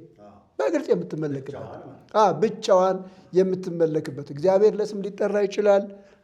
አንዳንድ ነገሮች በስም ሊጠሩ ይችላሉ። ነገር ግን ቀጥታ አምልኮተ ማርያም የሚፈጸምበት ጊዜ ነው። ይህንን ቅድምም ለማየት ሞክረናል። እያንዳንዱን ነገር ለምሳሌ ንይ ተብላ የምትጠራው ማርያም ነች አይደለ? ነይ ተብላ ነው የምትጠራው። ነይ ያው አስከትለሽ ነይ ነው የሚባለው። ያው ቅድም አንስተነዋል እና አስከትለሽ ነይ መላእክትን፣ የሞቱ ጻድቃንን፣ የሞቱ ቅዱሳንን እነሱን አስከትለሽ ነይ ተብላ ነው የምትጠራው። ይህ እንግዲህ ካየነው መጽሐፍ የሚነግረን ጌታ ኢየሱስ ክርስቶስ ሲመጣ ነው። ቅዱሳን በቅዱሳን ታጅቦ ይመጣል፣ በመላእክት ታጅቦ ይመጣል የሚለን ጌታ ሲመጣ ነው። ስለዚህ የኢትዮጵያ ቤተክርስቲያን ገባትም አልገባትም አመነችም አላመነችም ማርያምን በኢየሱስ ተክታታለች። መጽሐፍ ምን ይላል? የሚሰማ ናይበል ይላል አይደለም? የሚሰማ ናይበል ነው የሚለው። ማንን ይጥራ ነው የሚለው? እነሆ በቶሎ እመጣለሁ ለእያንዳንዱ ስራው ከፍል ዘንድ ዋጋው ከኔ ጋር ነው አይደል ያለው ጌታ። ስለዚህ የሚሰማ ሁሉ ምን ይበል ይላል? ናይበል። እንደገና መንፈሱና ሙሽራይቱ ምን ይላሉ? ናይ ይላሉ። ማንን ነው የሚጣሩት? ኢየሱስን ነው የሚጣሩት። ኢየሱስን እንዲጣሩ ነው መጽሐፍ ቅዱስ የሚያዘን አይደለም? ኢየሱስን እንዲጣሩ ነው። እነሆ በቶሎ እመጣለሁ ያለ እሱ ነው። ቤተክርስቲያን ደግሞ ከመንፈስ ቅዱስ ጋር ሆና ጌታ ኢየሱስ ክርስቶስ እንድትጣራ ጌታ ኢየሱስ ክርስቶስ እንድትጋብዝ እንጂ ሌላ አካል እንድትጋብዝ የሚያዝዝ የለም። በኢትዮጵያ ቤተክርስቲያን ውስጥ ግን ማርያም ነይ እየተባለች ትጋበዛለች። በተለይ ይሄ ነይ የሚባለው ነገር በጣም ብዙ ነው፣ በጣም ብዙ ነው እና ተደጋጋሚ ነው የሚባለው። ከፍ ባለ ዜማ ነው የሚባለው። እንዲያውም ሰሞኑን እያየው ነበረና ተንበርክከው እጃቸውን ዘርግተው ተንበርክከው እንደዚህ እጃቸውን ዘርግተው ነይ ይላሉ። ቄሱ በኃይለኛ ድምፅ ነይ ብሎ ይጮሃል። ከዛ እነሱም ተከትለው ነይ ይላሉ። ነይ እጃቸውን ዘርግተው ማለት ነው። እና ማንን ነው ቤተክርስቲያኒቱ እየጠበቀች ያለችው ከተባለ ማርያም ነው እየጠበቀች ያለችው። የሚመጣ ጌታ ሳይሆን የምትመጣ ማርያም ነው ያለቻቸው። በነገራችን ላይ እዚህ ጋር አንድ ነገር በደንብ ማየት ያለብን ነገር ይሄ ትምህርት ከቅድስት ድንግል ማርያም ጋር አይገናኝም። ከጌታ ከኢየሱስ ክርስቶስ እናት ጋር ይሄ አይገናኝም። የጌታ የኢየሱስ ክርስቶስ እናት ይህንን አታውቀው። ቅድም እናንተም እንዳላችሁት እሷ ምንድን ነች? አምና ጌታዋን የተሰጣትን አገልግሎት ፈጽማ በክብር ያንቀላፋች ነች። ጌታ እስከሚመጣ ድረስ በጌቴሴማኒ በመቃብሯ አለ። ዛሬ እኮ መቃብሯ ተሄዶ ይጎበኛል እኮ። ይኸው መቃብሯ ጌቴሴማኒ ኢየሩሳሌም የሚሄዱ ሰዎች መቃብሯን ይጎበኛሉ፣ ያያሉ። አለ መቃብሯ እስካሁን። የጌታ ኢየሱስ ክርስቶስ መቃብር ብቻ ነው ባዶ እንጂ እሷ መቃብር ባዶ ነው ብሎ እስካሁን መረጃ ያመጣ የለም። እና መቃብሯ እየተጎበኘ ነው ያለችው። እና እሷ በኢየሩሳሌም በተቀበረችበት መቃብር አለ። ግን እነሱ ነይ እያሉ የሚጠሯት ግን ሌላ ማርያም አለች። የፈጠሯት አምላክ ያደረጓት ከጌታ ከኢየሱስ ክርስቶስ እናት ውጪ የሆነች ሌላ ማርያም አለች። እና ይችን ማርያም ግን ቤተክርስቲያኗ ምን እያደረገች ነው? እያመለከች ነው። ይሄ ወር ይሄ ጾም በግልጽ ማርያም የምትመለክበት ነች፣ የምትመለክበት ነው። ይሄ ገነኔ ለኪ የሚለውም ምንድን ነው የሚያሳየው ከተባለ አምልኮ ነው። ተገዛንልሽ ነው የሚለው። ተገዛንልሽ፣ እንገዛልሻለን። ገና ያመለከ ነው የሚለው። ገና የተገዛ አስገዛ ይላል። ስለዚህ ይሄ ለአምልኮ ነው፣ ለእግዚአብሔር ነው። ግነዩ ለእግዚአብሔር እስመ ቸር ነውና ለእግዚአብሔር መኑ ተገዙ፣ እግዚአብሔርን አመስግኑ። እገኒ ለከ በኩሉ ልቤ ዳዊት በሁሉ ልቤ እገዛልሃለሁ እያለ የሚናገረው ለእግዚአብሔር ነው። ለፍጡር ይሄ አይባልም። ገና የራሱ ለፍጡር አይሆንም፣ አይሆንም። በቃ ለፍጡር አይሰጥም። ይሄ ለፈጣሪ ነው። ግን አይለክም ወስሉስ ቅዱስ ግን አይለክም ለስሉስ እንደዚያ ነው። እንደዚያ ነው የሚባለው። ስለዚህ ይሄ ቤተ ክርስቲያኒቱ ምን እያለች ነው ከተባለ በግልጽ ማርያምን የምታመልክበት ወር ነው። በተለይ ይህንን የሚሰሙ በዚህ ወቅት ሱባኤ ገብተው ራሱ ይህንን ስርዓት እየተካፈሉ ያሉ ሰዎች በሙሉ ይህንን ማወቅ አለባቸው። እግዚአብሔርን እያመለኩ ሳይሆን ወደ እግዚአብሔር እየጸለዩ ሳይሆን ምን እያደረጉ ነው ከተባለ ማርያማቸውን እያመለኩ ነው ያሉት። እሷም ደግሞ የጌታችን ኢየሱስ ክርስቶስ እናት ማርያም ሳትሆን የትኛዋ ማርያም ነች ከተባለ ዘርዓ ያዕቆብ የፈጠራት ማርያም ወይም የዘርዓ ያዕቆብ እመቤት ማለት ነው። እሷን ነው እያመለኩ ያሉት እንጂ የጌታችን የኢየሱስ ክርስቶስን እናት ማርያምን አይደለም። ስለዚህ ፍልሰታ የሚባለው ጾም ወይም ጾመ ማርያም የሚባለው ጾም ምንድን ነው ከተባለ ማርያም በግልጽ የምትመለክበት ነው። ይህን በደንብ መናገር እንፈልጋለን። እነዚህ ሁለቱን ሀሳቦች መርጌታ መላክ ስለተናገረ አንድ ሀሳብ ብቻ ልናገር እኔ እዚህ ጋር ያልተነሳ ሀሳብ ማለት ነው። እንግዲህ ማርያምን እንደምታመልክ እኛ ማሳየት የምንፈልገው ሀሳብ አለን። በትክክል ማርያምን ቤተክርስቲያኒቱ እንድታመልክ ለምሳሌ በመጽሐፍ ቅዱስ ውስጥም በኋላ እናየዋለን። ቅዱስ ቅዱስ ቅዱስ ተብሎ የሚመለከው እግዚአብሔር ነው አይደለ? እግዚአብሔር ነው የሚመለከው። እዚህ ሰዓታትም ላይ ምን ይላል መሰላችሁ? ገጽ 39 ላይ እንደዚህ የሚል ቃል አለ። ንሴብሖ ለእግዚአብሔር ለሎቱ ይትቀነዩ ነፍሳተ ጻድቃን ወሎቱ ትሰግድ ቅድስት ቤተክርስቲያን እንዘ ትብል ስብሐት በአርያም ወሰላም በምድር ለዘ ሰምሮ ለሰብ ቅዱስ ቅዱስ እግዚአብሔር ዘባርያም ይሃድር ወከርሰ ቀላያተ ይንየጽር ግሩም በላሉ እያለ ይቀጥላል። ከዚያ ይቀጥልና አሁንም ቅዱስ ቅዱስ እግዚአብሔር ዘሰለስቱ ግጻውያት እያለ ይቀጥላል። ምን ማለት ነው? ሐሳቡን በደንብ ለማስረዳት እግዚአብሔርን በቅዱሳን የሚመሰገነውን እግዚአብሔርን ምናለን እናመሰግናለን። ቅዱሳን መላእክት እሱን ያመሰግናሉ። ሎቱ ይትቀነዩ ነፍሳተ ጻድቃን የጻድቃን ነፍስ ሁሉ እሱን ይገዛሉ። ሎቱ ትሰግድ ቅድስት ቤተክርስቲያን በጣም ደስ ይላል። ቤተክርስቲያን ለእሱ ትላለች፣ ትሰግዳለች። እንዘ ትብል እንደዚህ እያለች ስብሐት በአርያም በሰማይ ምስጋና ወሰላም በምድር ለዘ ሰምሮ ለሰብ ሰውን ለወደደው ለሱ ምን ይባል?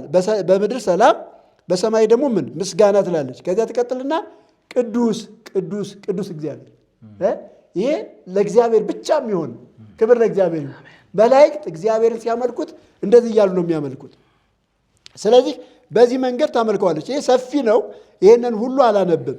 ግን እግዚአብሔር እንደዚህ የሚመለክ ከሆነ ታዲያ እንዴት ነው ማርያም ትመለካለች ብለህ ያልከን ብላችሁ ልጠይቁ ትችላላችሁ። እና ማርያም እንዴት እንደሚያመልኳት በተመሳሳይ ልክ አቻ በሆነ ቃል እንዴት እንደሚያመልኳት ማሳየት ያስፈልጋል አይደለም?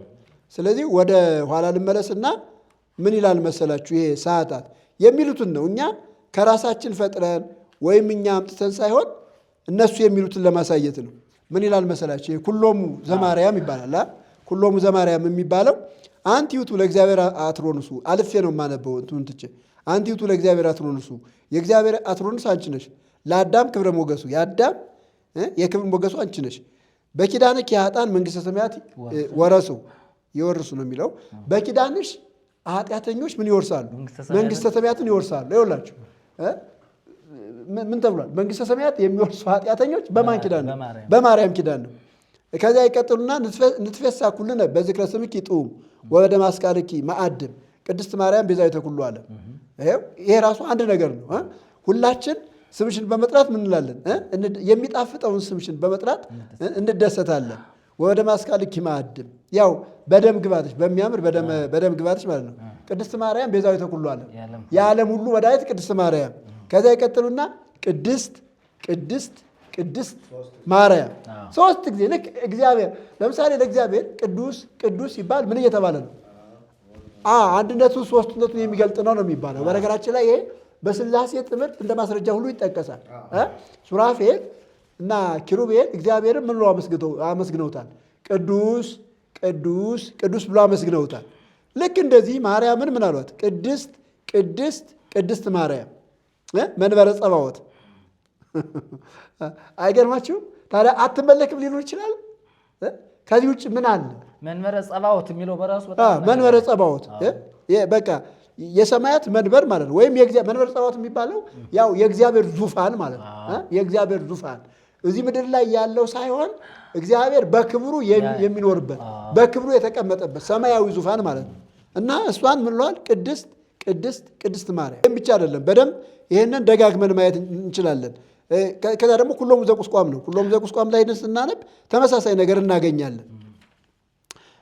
ምን ይላል መሰላችሁ? ትንሽ ወደኋላ ላንበው ሀሳቡ እንዲያዝ። ኩሎሙ ዘቁስቋም ምን ይላል? ሰራዊተ መላእክት አእላፍ እለ ይሰርሩ በአክናፍ እምጽንፍ እስከ ጽንፍ እንበለ ድካም ወሀብ ይሴብሑኪ ማርያም በዘያረምም አፍ። ተመልከቱት። ዝም በማይል አፍ ማርያም ኮይ ያመሰግኑ። የመላእክት ወገኖች የመላእክት ሰራዊት በብዙ ሺህ የሚቆጠሩ የመላእክት ወገኖች በክንፍ የሚበሩ ከጽንፍ እስከ ጽንፍ ያለ ድካም በክንፍ የሚበሩ እነሱ ዝም በማይላፍ ምን ይሉሻል? ያመሰግኑሻል። አእላፈ አእላፋት ወትሕት አእላፋት እያለ ስለ መላእክት ይቀጥላል። ከዚያ ይቀጥልና ምን ይላል መሰላችሁ? ኪሩቤል ሰባሕያን ወሱራፌል መዘምራን ብሉዓነ ጸዳል። ያው አመስጋኞች ኪሩቤል አመስጋኞች ኪሩቤል፣ እንደገና መዘምራን ደግሞ ሱራፌል ምሉዓነ ጸዳል፣ በጸዳል በብርሃን የተሞሉ ማለት ነው። በብርሃን የተሞሉ ይዌድሱኪ ማርያም ያመሰግኑሻል። ምን እያሉ? በአሐቲ ልሳን በአንዲት ልሳን በአንዲት አንደበት ያለምንም ልዩነት ማለት ነው።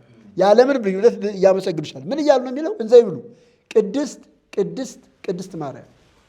አያቸው ቅዱስ ቅዱስ ቅዱስ እንዳለው ማለት ነው።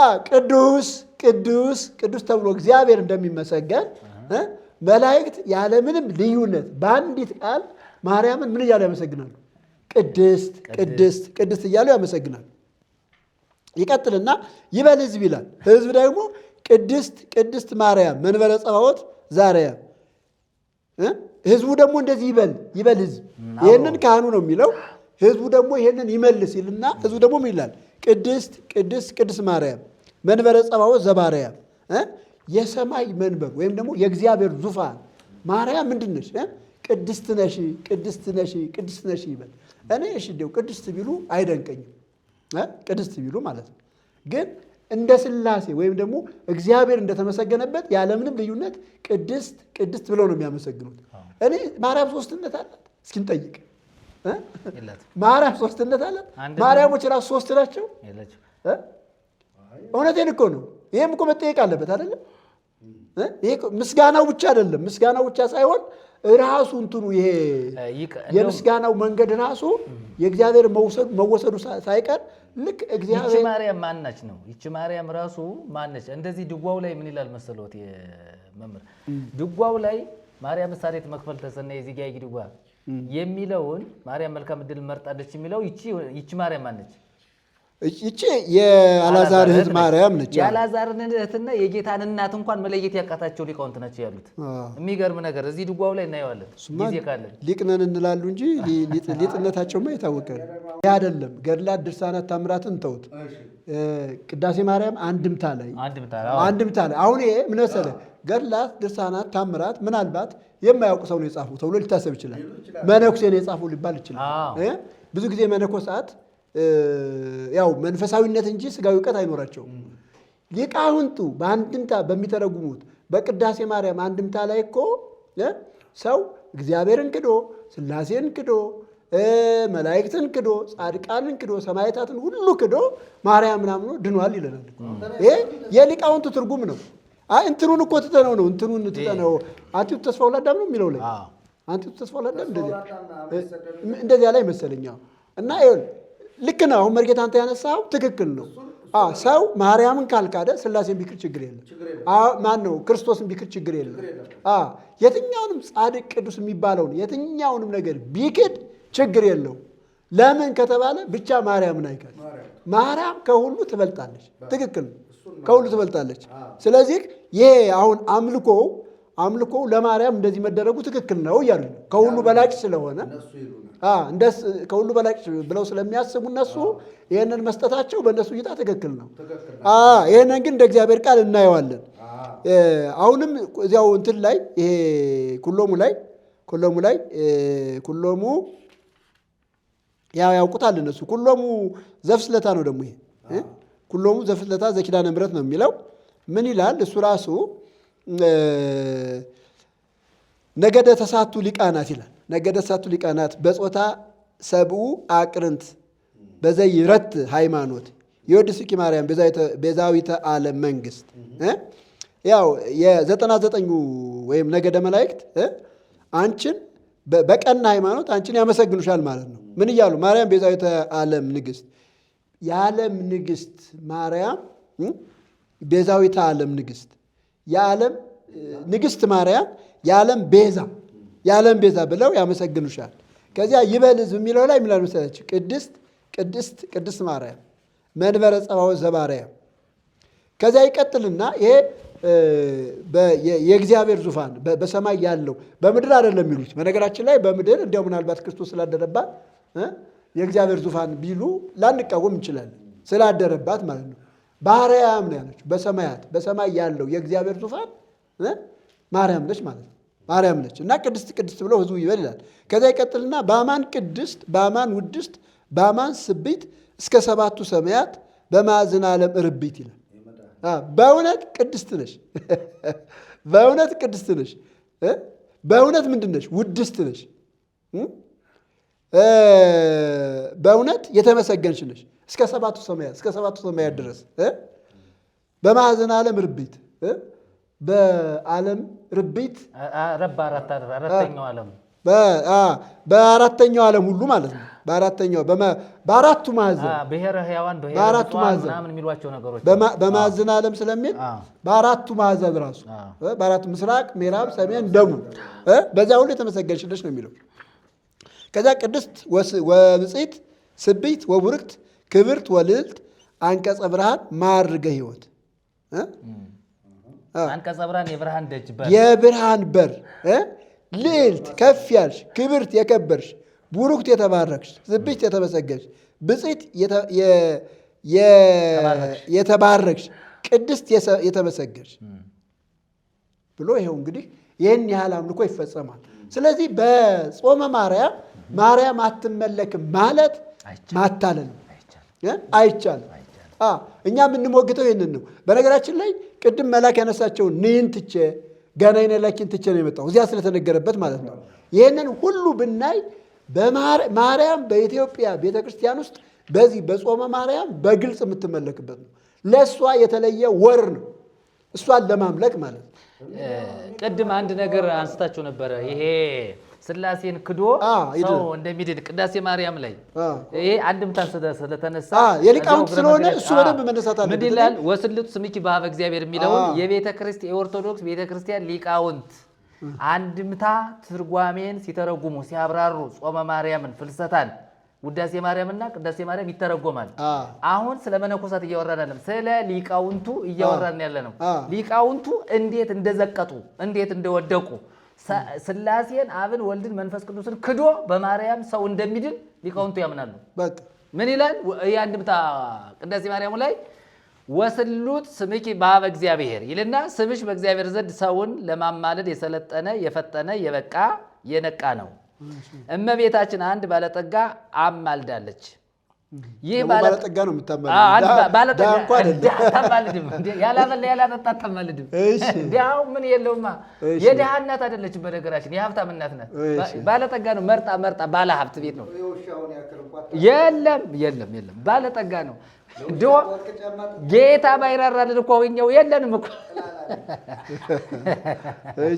እመቤታችን አንድ ባለጠጋ ማልዳለች። ይህ ባለጠጋ እመቤታችን የሚወድ ነበር። ከአዝማሪ ከዘዋሪ ጋር እየበላ እየጠጣ ገንዘቡ በከንቱ አልቆበታል። አንድም ይላሉ ህልፈቱ ቅድመ አስተርእዮቱ ለጌጋ ያመፃ እንዲል የዚህ ዓለም ገንዘብ ከመገኘቱ መጥፋቱ ይቀድማልና እንዲያው ጠፍቶበታል። ከብሬ በምኖርበት ሀገር ተዋርጄ በመጸወትኩበት ሀገር ተመጽውቼ አልኖርም ብሎ ሀገር ለቆ ቁርበት ጠቅልሎ ሲሄድ ይላል ሰይጣን በጎልማሳ ሰው ተመስሎ ከጎዳና ተቀምጦ ቆይቶ ወንድሜ ወዴት ትሄዳለህ አለው። ምንድነው ያገኘው? ሰይጣን ነው ያገኘው። ከብሬ በምኖርበት ሀገር ተዋርጄ አብልቼ አጠጥቼ በኖርኩበት ሀገር አብሉኝ አጠጡኝ ብዬ አልኖርም ብዬ ወደ ሩቅ ሀገር እየሄድኩ ነው አለው። ያም ሰይጣን ያዘነ መስሎ በምትሃት ይላል ሰይጣኑ። ሰይጣን ምታትና ሰይጣን አይለያይም። ሰይጣን ካለ ምታት አለ፣ ምታት ካለ ሰይጣን አለ። ይሄ በደንብ መሰመር አለበት። ምታተኛው ማን ነው? አሁን በሀገራችን እኮ ብዙ ሰው ምታተኛ ነው፣ ሰላቢ ነው እኮ የሰው ሀብት የሰው ምርት፣ የሰው ዱቄት፣ የሰው እንጀራ የሚበላ የሚጠጣ በዚህ በሰላቢነት በምታት የሚወስድ እኮ ማህበረሰብ አለ። ግልጽ ነው እኮ ጥንቁልናው ማህበረሰብ ውስጥ እኮ ነው ያለ። እሺ ይልና በምታት ይላል። እሺ ልምጣ ልመለስበት። በምታት ድንጋዩን ምዝምዝ ወርቅ አስመስሎ ይላል። ሰይጣን እኮ ነው። ድንጋዩን ምዝምዝ ወርቅ አስመስሎ አሁን ይህን ብሰጥህ አይበቃህም አለው። ይህስ እንኳን ለእኔ ለልጅ ልጄም ይበቃል አለው። እንግዲያውስ ፈቃዴን የምትፈጽምልኝ ከሆነ እሰጥሃለሁ አለው። ፈቃድህ ምንድን ነው አለው። ሥላሴን ካድልኝ አለው። ከዚህ ሁሉ ያደረሰኝ ማን ሆኖ ክጄልሃለሁ አለው። ጻድቃን ሰማዕታትን መላእክት ያደረሰኝ ማን ሆኖ ለዚህ ድህነት ለዚህ መከራ የዳረገኝ ሥላሴ ነው። ክፉ አድራጊ ነው ማለት ለዚህ ራቁት ሜዳ ላይ እንድለምን ለዚህ የዳረገኝ እኮ ሥላሴ ነው። እንዴት አልክደውም እኮ ቀጥልሽ እና ምንድን ነው አለ። ሥላሴን ካድልኝ አለው። ከዚህ ሁሉ ያደረሰኝ ማን ሆኖ ክጄልሃለሁ አለው። ጻድቃን ሰማዕታትን መላእክትን አያማልዱም ብለህ ካድልኝ። ጥሩ እዚህ ላይ ሰይጣን ጥሩ ስራ ሰርቷል። ጻድቃን ሰማዕታትን አያማልዱንም ብለህ ካድልኝ። ክዷል። ካድልኝ ብለህ ካድልኝ አለው። ክጄልሃለሁ አለው። ያንን ተቀብሎ ጥቂት ልፍ ሲል ሰይጣን እመቤታችን ትዝ አለችው። ማን ነው? ሰይጣን። እመቤታችን ትዝ አለችው። አንተ ሰው ቆየኝ አንድ ትልቅ ነገር ረሳው ብሎ ጠርቶ ይልቁንም በሁሉ ቦታ የምትቃወመኝ ምዕመናን አክብረው ስሟን በፍቅር የሚጠሯት በአሁን ሰይጣን የምትቃወም ማነች? ማርያም ነች። ሥላሴማ አይቃወሙ፣ ኢየሱስ ክርስቶስ አይቃወሙ፣ ጌታ አይቃወም፣ ሥላሴ አይቃወም፣ አብ ወልድ መንፈስ ቅዱስ አይቃወሙም። እና በሁሉ ቦታ የምትቃወመኝ ማነች? አያችሁ፣ ማርያም በሁሉ ቦታ አለች። እሷ በፍቅር የሚጠሯት ማርያም የምትባል አለች። እሷን ካድልኝ አለው። ያም ባለጠጋ የልመና ምርኩዜን አለ ምን ይዞ ይሄዳሉ ጉዞ እንዲሉ አለ። እሷንስ አልክድልህም፣ እነዚያን እኮ የካድኩልህ በእሷ እድናለሁ ብዬ እርሷን ተስፋ አድርጌ ነው አለው። አየህ፣ ሥላሴን የካድኩ ጻድቃን ሰማዕታትን የካድኩ በማርያም እድናለሁ ብዬ ነው። እሷንማ እንዴት እክዳለሁ አለ። ከዚያ እንግዲያውስ ንብረቴን መልስ አለው። ሰይጣን ንብረቴን መልስ አለው። ያውልህ ውሰድ አለው። አምጣ ብሎ ተቀብሎ በድንጋይ አናቱን አለው። ሰይጣን እንግዲያስ ድንጋዩን ወርቅ አድርጓል የሰጠው። አምጣ አለው። በምታት ነው የሰጠው። አምጣ ሲለው ባለጠጋው ገንዘቡን ሲመልስለት ወዲያውኑ ወርቁ ድንጋዩ ወርቅ አልነበረ፣ ወርቁ ወደ ድንጋይ ተቀየረ። አየህ፣ ምታት ተመልከተው። ወርቁ ወደ ድንጋይ ተቀየረ። በዛ ድንጋይ አናቱን ሲለው ከዛ ሞተ። መላእክተ ጽልመት ነፍሱን ከስጋው ለይተው እጅ አድርገዋል። መላእክተ ብርሃን የጌታን ቁርጥ ፍርድ ሳያዩ አይለዩምና ከእመቤታችን ዘንድ ሂደው ምነው ዝም አልሽ? ይቺ ነፍስ ከስጋዋ የተለየችው በአንቺ ምክንያት አይደለምን? አታማልጃትም አሏት። እመቤታችንም መሐር ሊተ ወልድየ መሐር ሊተ ዛተ ነፍሰ፣ ልጄ ወዳጄ ይችን ነፍስ ማርልኝ አለችው። ኢይምህር ለኪ እናቴ አይማርልሽም አላት። ታሰወኑ ቃልከ ለዘጸዋ ስመኪ ወለዘገብረ ተስካረኪ ምር ለኪ፣ ስምሽን የጠራ ዝክርሽን የዘከረ እምርልሻለሁ ብለህ በማይታበለው በሕያው ቃልህ ምለህልኝ የለምን? ልጄ ወዳጄ አለችው። እናቴ የምግባር ቁርጩን ነው እንጂ የሃይማኖት ቁርጩን ነውን? የባህሪ አባቴ አብን የባህሪ ሕይወቴ መንፈስ ቅዱስን ክዶ እኔን ክዶ ወዳጆቼን ጻድቃን ሰማዕታትን መላእክትን ክዶ ከልብኑ ይትማር ውሻ ይማራልን? አልምርልሽም አላት። አያሁን ማርያምና ኢየሱስ ክርክር ገጠሙ። ከዛ በሃይማኖት ላይ ክደት የፈጸመ ሰው አይማርም አይማርም ማለት በደንብ ይሄን የምግባር አይደለም። ይሄ የምግባር አይደለም፣ የሃይማኖት ነው። ለምሳሌ እኔን ክዷል፣ አባቴን ክዷል፣ መንፈስ ቅዱስን ክዷል። ያን ብቻ አይደለም፣ ወዳጆችን ጻድቃን ሰማዕታትን ሁሉ ክዷል። ይሄ ሰው ውሻ ነው። ውሻ ይማራልን? አይማርም ብሎ ነው የነገረው። ይሄ የሃይማኖት ክደት ነው፣ የምግባር አይደለም ብሎ ጌታ ሞገታት። ሲሞግታት ከዛ ጨቀጨቀችው። እንከሰ እሰትሮን ለአባላትየ ወእመትሮን ለአጥባትየ ጡቴን እቆርጣለሁ፣ ልብሴን እቀዳለሁ። ይኸውልህ ሰተረ ማለት ቀደደ፣ በሳሳ ማለት ነው። አባላቴን ሰውነቴን በሙሉ ምን እወጫጭቀዋለሁ፣ ጡቴን ምን እላለሁ እቆርጣለሁ አለች ማርያም። አይ ሃይማኖቱ አላዋጣትም። ሃይማኖት አላዋጣለ። እዚህ ላይ ምን አደረገ? እቆራርጣለሁ። ከዛስ እንከሰ እሰትሮን ለአባላቴ ወይ መትሮን ለአጥባቴ ልጄ ወዳጄ እንኪያስ ካልማርክልኝ የጠባኸውን ጡቶቼን ቆርጬ እጥላቸዋለሁ አለችው። አየህ ማንገራገሪያው ምንድን ነው? ጡት መቁረጥ ነው። ሃይማኖት አላዋጣም። ጹርኒ ምየ ጹርኒ ታይ እናቴ ከስጋሽ ስጋ ከነፍስሽ ነፍስ ነስቼ ሰው የሆንኩት ፈቃድሽን ልፈጽም ነው እንጂ ፈቃድሽን ላልፈጽም ነውን? ምሬልሻለሁ፣ ደስ ይበልሽ አላት። በል ከማርክልኝ ነፍሱን ከስጋው አዋህደህ ስጠኝ አለችው ይላል። ወዲያው ደግሞ ከማርክልኝ እንግዲያውስ ነፍስና ስጋውን አዋህደህ እንደገና ምን አድርገህ ስጠኝ። ማርያም የማርያም ጥያቄ ነው። ከዚያ ምን አለ? በቃ ከሱ በኋላ ይበቃ። ነፍሱን ከስጋው ዋህዶ ሰጣት። ያን ጊዜ ምን አለ? በቃ ሰውየው ምን ሆነ? ተምሯል። ተማረ። በኦርቶዶክስ ቤተክርስቲያን ሊቃውንት የሚታመነው አብን ወልድን መንፈስ ቅዱስን የካደ ሰው መንግስተ ሰማያት ይገባል፣ ይድናል።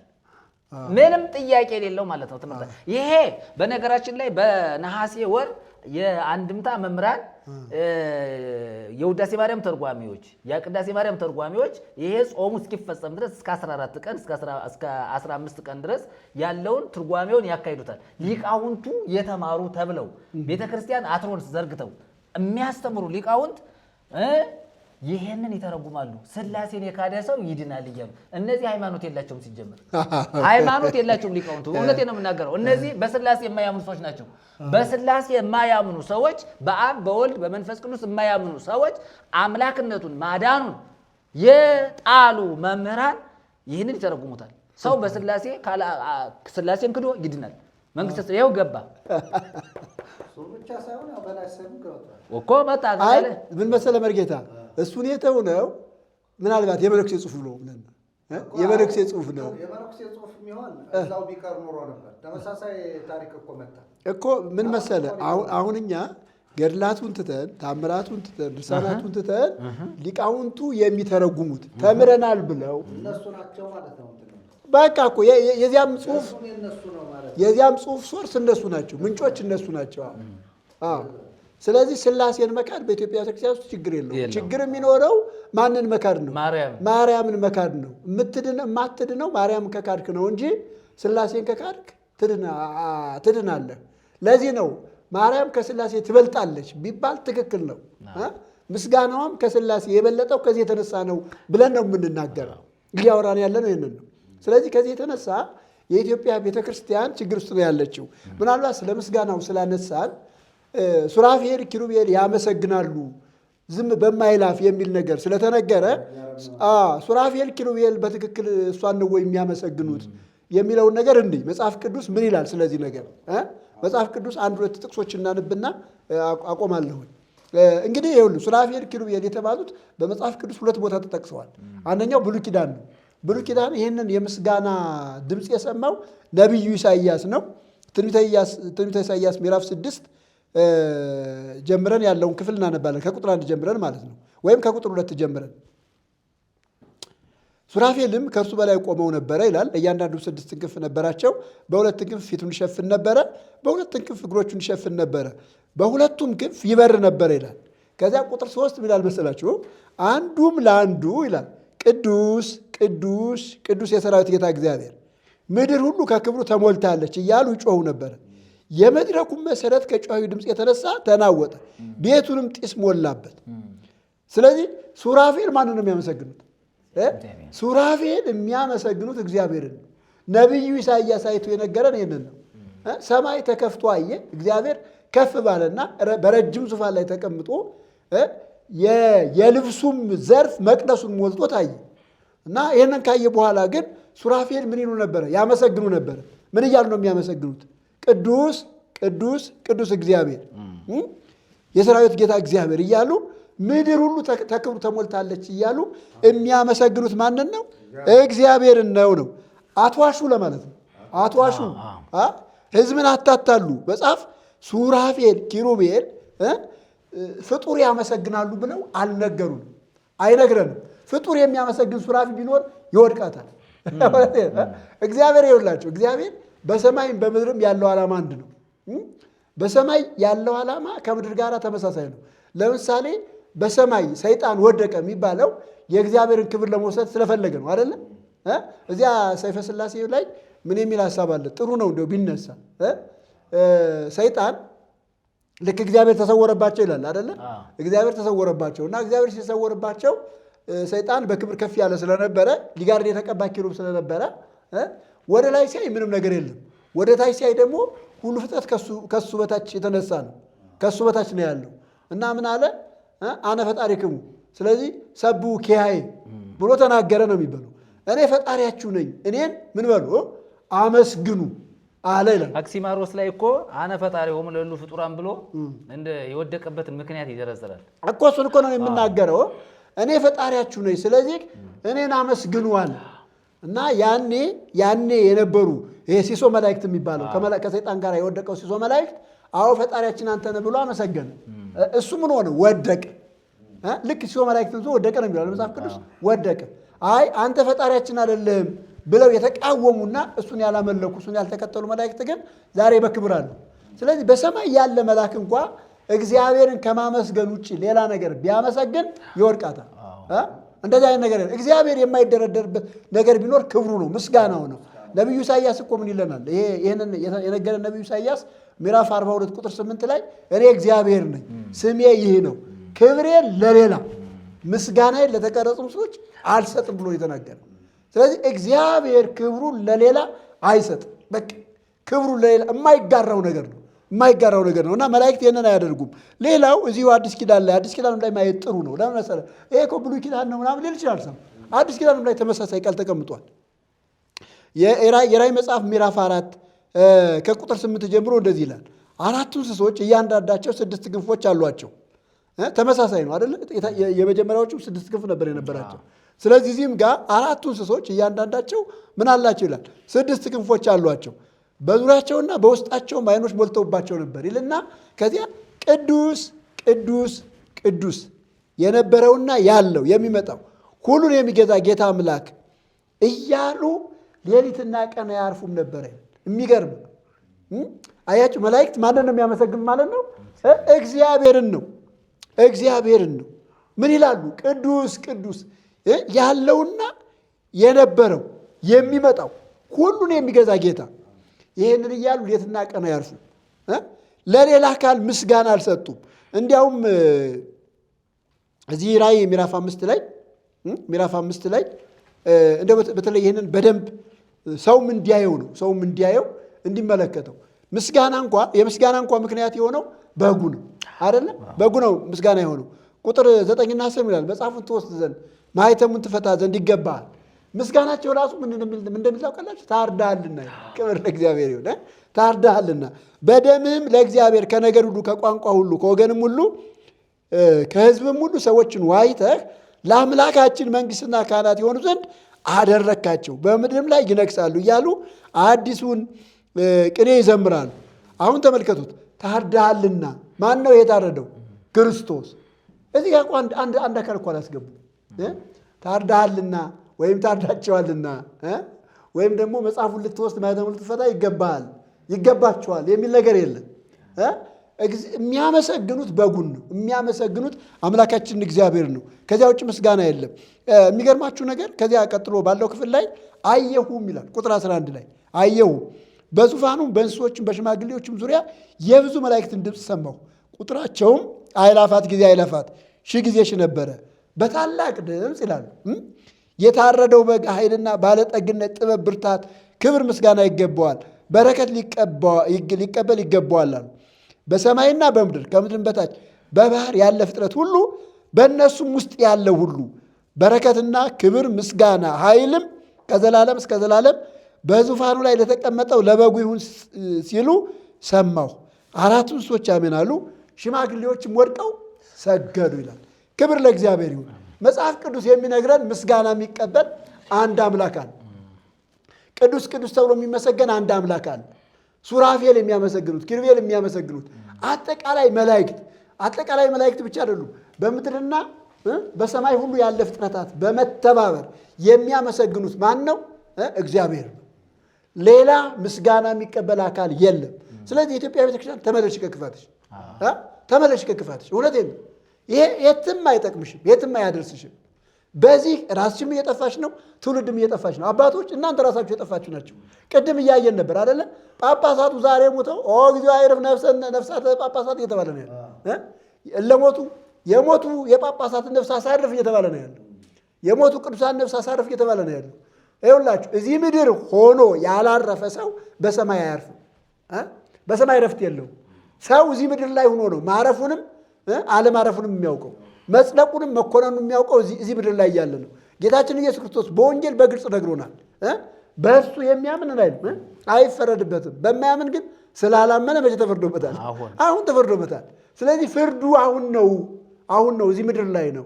ስለዚህ እዚህ ምድር ላይ በክርስቶስ አምኖ ያልዳነ ሰው ጳጳስ ይሁን መነኩሴ ይሁን ፓትርያርክ ይሁን ሊቀ ሊቃውንት ይሁን ማንኛውም ይሁን መጨረሻው ምንድን ነው? ሲኦል። በአንድ ድምፅ አይደለ? ሲኦል ነው። በቃ እኛ ግልጽ ወንጌል ነው የምናገር። ምእመን ይሁን የተከበረ ምናምን ይሁን ብዙ ጳጳሳትን ምናምን ሰብስቦ የሚያበላ አንዳንድ ሰዎች ይሁላቸው። አንዳንድ ሰዎች ያደርጋሉ መስላቸው ጳጳሳትን ደግሰው በማብላት የተለየ ክብር እንደሚያገኙ ይመስላቸዋል። አሁን ይሄ ጾሙ ሲገደፍ እኔ እዚህ አዲስ አበባ ነበርኩና እናንተ ሰበራ አታውቁም፣ እኔ ሰበራ አውቃለሁ። ሰበራ ማለት ልዩ ድግስ ነው። ቀሴ ታውቃለህ?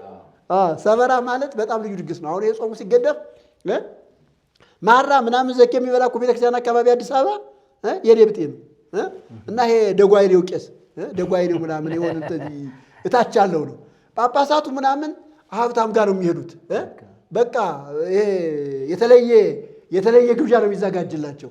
እና ይህንን የሚያደርጉ ሰዎች ደግሞ ሀብታሞች ናቸው። በጣም ሀብታሞች፣ የታወቁ ሀብታሞች ናቸው። እና ምን ያስባሉ? እነሱን በማብላት መንግስተ ሰማያት እንደሚገቡ ያስባሉ። የተለየ ነገር ልክ ጳጳስ አንዳንድ ሀብታም ንስሐ አባት እንኳን የሚይዝ ጳጳስ ነው። እንትን አይደል ቄስ አይዝም፣ መነኩሴ ምናምን አይዝም፣ ጳጳስ ነው የሚይዘው። ለምን ከተባለ እሱ ትልቅ ስለሆነ የተሻለ ነገር ምንም አያመጣም። ሁሉ አንድ ነው። ሁሉ አንድ ነው። ሀብትን ትጨርሳለህ፣ ገንዘብን ትጨርሳለህ እንጂ እሱ ራሱ ሲኦል ስለሚገባ አንተም ሲኦል ነው የምትገባው። የሚሻልህ ዛሬ በሕይወት እያለ ወደ ክርስቶስ ናና ዳን፣ ወደ ክርስቶስ ናና ረፍ። እውነቴን ነው። መንገደ ሰማይ ነው። ጳጳሳትን ሲኦል ቁራቁራ ራእየ ማርያም እንደዚያ ነው። እኔ ነግራችኋለሁ አይደል? እኔ እኮ ወደ ጌታ እንድመጣ ያደረገኝ እኮ ራእየ ማርያም አንብቤ ነው። ራእየ ማርያም አንብቤ ጳጳሱ ሲኦል ነው፣ ቄሱ ሲኦል ነው፣ መነኩሴው ሲኦል ነው፣ ሁሉ ሲኦል ነው የሚለው እና ማን ነው የሚድነው የሚል ጥያቄ ነበረኝ። ማን ነው የሚድነው? ለምን ሰው ሆንኩ ሁሉ እኮ ብዬ ጠይቄያለሁ። እውነቴንም ነገር በልጅነቴ ነው ያነበብኩት። ይሄንን ምናልባት ምስክርነቴ ላይም ተናግሬያለሁ ይሄንን ሐሳብ እና ሁሉ ሲኦል ነው የሚገባው። በኦርቶዶክስ የሚድን አካል የለም። ስለዚህ የመዳኛው መንገድ ኢየሱስ ነው። ወደ ኢየሱስ ኑና ዳኑ፣ አትሸወዱ፣ አትታለሉ። ይሄ ጥቁር ቆብ ስላደረገ የሚያድናችሁ መስሏችሁ እኛ እናከብራለን፣ ስልጣን እናከብራለን። ግን ባደረገው ቆብ የሚያድናችሁ መስሏችሁ እውነትን ካልነገራችሁ ሲኦል ስለሚከታችሁ አትታለሉ። ወደ ክርስቶስ ነው። ጌታ ኢየሱስ ክርስቶስ ብሏል። ቅድም ጠቅሰነዋል።